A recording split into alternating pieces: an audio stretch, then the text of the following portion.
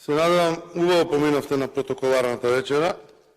Ние сме тука, ќе ве почекаме. Очекував, како што правевте и во горната сала, да побарате камерите да се свртат кон пратениците и да видат колку присутни пратеници има од власта.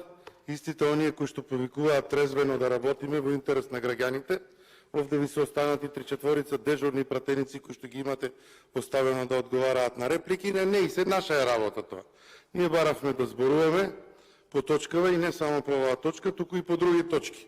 А вие доколку знаевте да си ја менеджирате работата, денешното последно 45-минутно каснење на седницава, плюс предходното од пола час и плюс предходното од 1 час, прават повеќе од 3 часа и 15 минути каснење во работата на собранието.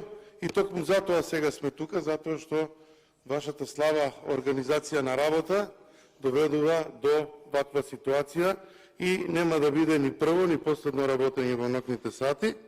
Впрочем, исто во ова го имавме кога сакавте на криминален начин да го направите и да им подарите 33 милиона евра на Мак Петрол, пари државни, кои што сакавте да ги поминете со законско решение, за кое што еден ден, исто така како и за се друго, ќе има ревизија и ќе има кој тоа го дозволил и кој работил 20 и кусур сати во интерес или во неинтерес на граѓаните.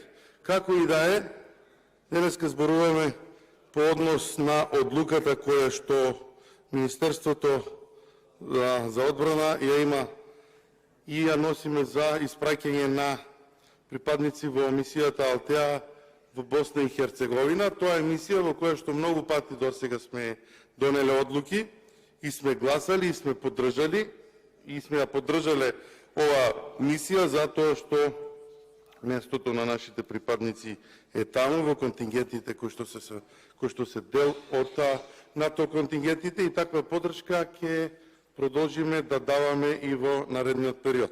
Меѓутоа, она што е интригантно и зашто сакам да поразговарам, а зашто и не ме убеди до крај министерката, е одлуката, односно носење одлука за промена на одлука за испраќање на мисија во Босна и Херцеговина, затоа што овие луѓе од таа мисија веќе се отидени на таа мисија.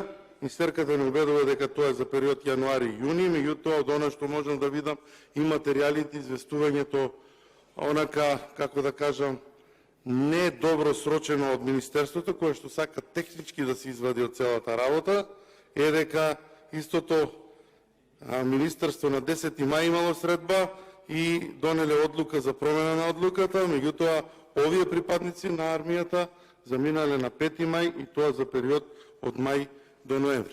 Ние сме веќе јуни и прашањето е кој би одговарал затоа што овој контингент, ако не се лажаме, се оставен од 32 припадници на армијата и кои што се наоѓаат веќе таму или не дај Боже да се случи некоја несреќна ситуација, а тие припадници на армијата не се покриени со одлука која што е прв акт врз основа на кој се изготвуваат и другите документи. Ова е некоја сериозна одговорност која што треба да ја понесе некој во Министерството и јас можам и да ја разберам министерката, знаејќи дека активностите кои што ги има и кои што не даваат за право да ги прати сите овие документи, некој успел да ги преспие во Министерството и од таа причина истите се наоѓаат денес тука, а министерката е таа која што треба да ги брани работените во Министерството, но јас би препорачал да не застанува во одбрана на такви работи, туку да си го најде виновникот и да си го казне, затоа што утре на нејзин грб ќе бидат сите овие работи кои што се случуваат. За разлика од министерката за одбрана, која што се труди да ги заштити нејзините вработени, и повторно ќе кажам, мислам дека техничка е грешката, односно грешката е во службите кај во Министерството, па сега треба Министерската да ги вади од целата работа. Вакви ситуации на одбрани имавме и од поранешниот премиер на државата Зоран Заев, а сега гледаме дека во таков стил продолжува да брани и новиот премиер и председател на Социјалдемократскиот сојуз и разбирливо е, нивни членови се мораат да ги бранат, меѓутоа аферите кои што се секојдневни во нашава држава се афери кои што не може да се бранат. Јас би спомнал некои од овие афери, затоа што навистина толку се многу и истите не можат да бидат одбранети целосно од страна на премиерот Ковачевски и поранешниот председател на Социјалдемократскиот сојуз и премиер на владата Зоран Заев. Еве некои од тие криминали или од тие афери кои што останаа,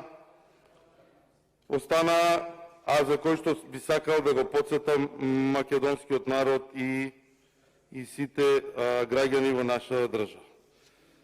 На 11.3.2019 година фирмата СВ Инвест, која беше поврзувана дека во тесни релации со братот на Зоран Заев, Вице Заев, доби тендер во 4 очи од Васко Ковачевски.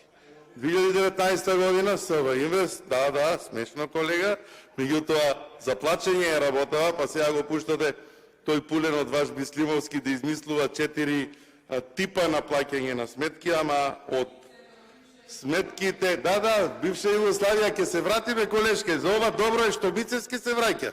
Кога ќе почне обвинителството да се враќа на вакви документи, тогаш нема да биде смешно.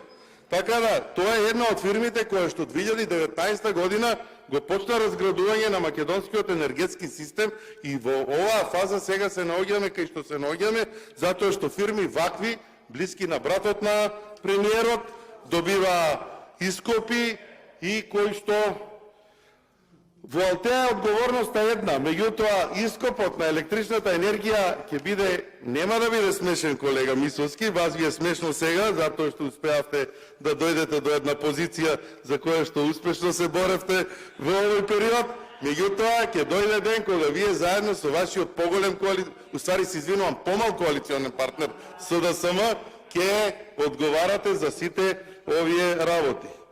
СДСМ вели продолжува во тонење на своето беззаконие и ќе спомнеме и некои други криминали. Еве, колешка вели дека се враќаме многу назад, еве да дојдеме некој понапред, за да не биде нешто касно. 2020 година, дали може колешки? 2020 година. Болница во Штип нема, а наместо казна за изведувачот по 2 години доцнење со проектот, Зоран Заев одлучил да му дадат уште 7 милиона евра на имиња кои што се повторуваат во рекет 1 и рекет 2. Не е смешна тема. Ние во болница во Штип се уште нема. Болница во Штип, добро е што ВМРО ДПМН беше на власт и изгради еден објект на ниво на карабина од 9 спрата. Да не беше тоа, вие ќе го распродадевте. Добро е што беше карабина и тврста градба.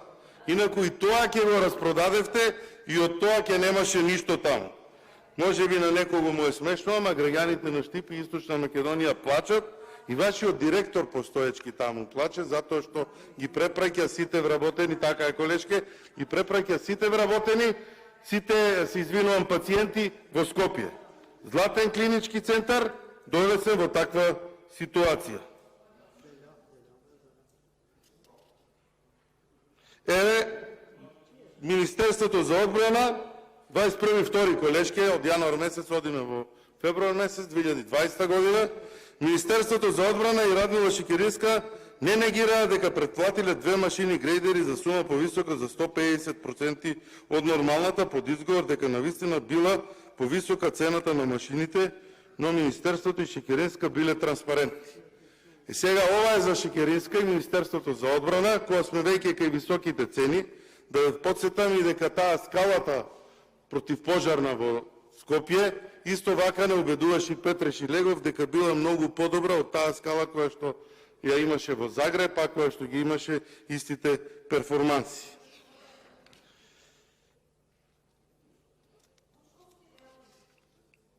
Да побараме и некоја друга афера.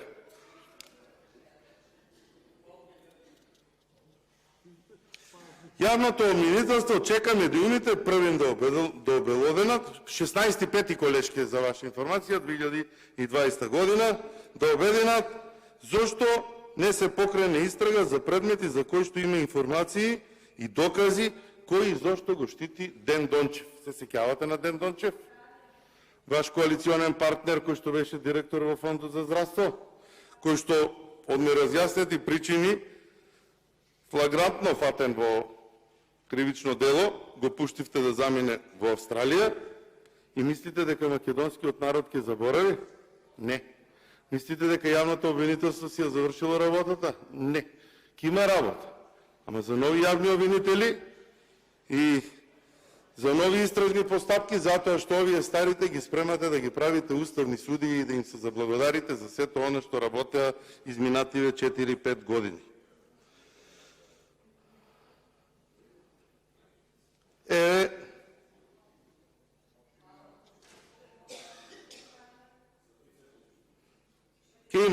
Ке има, колега.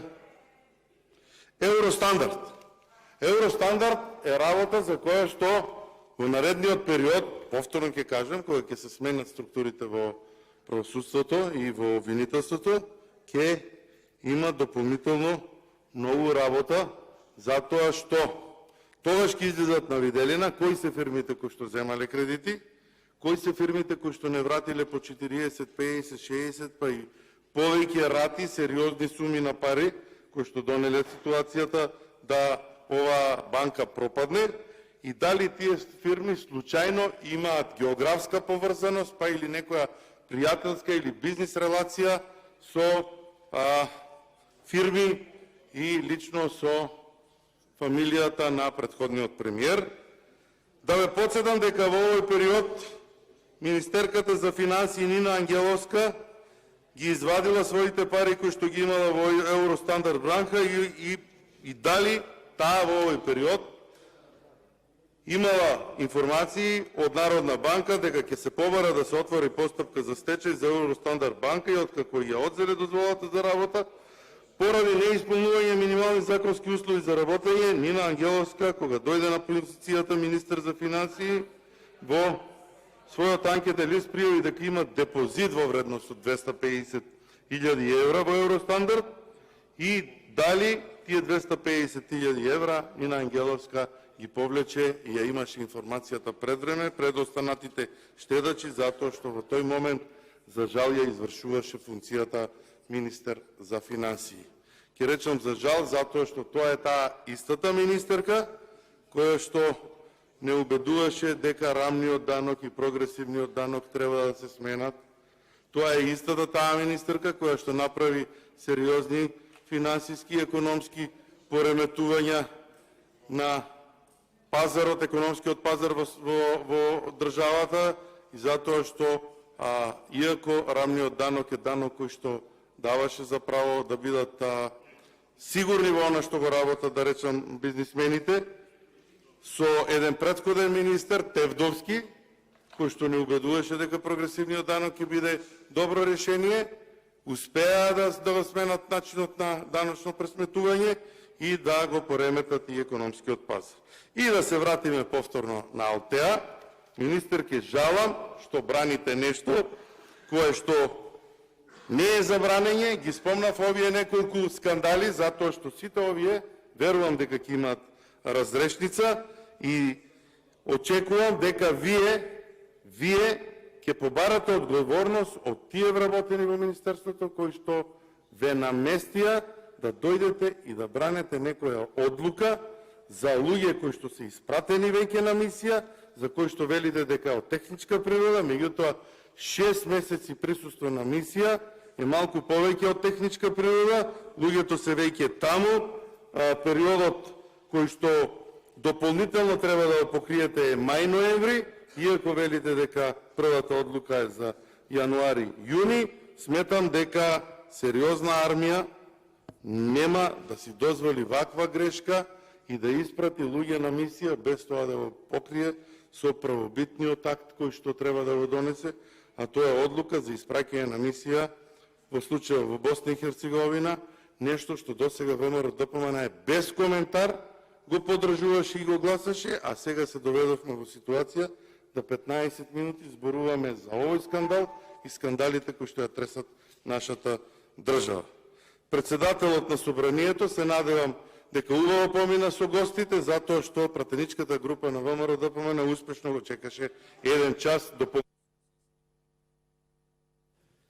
Што се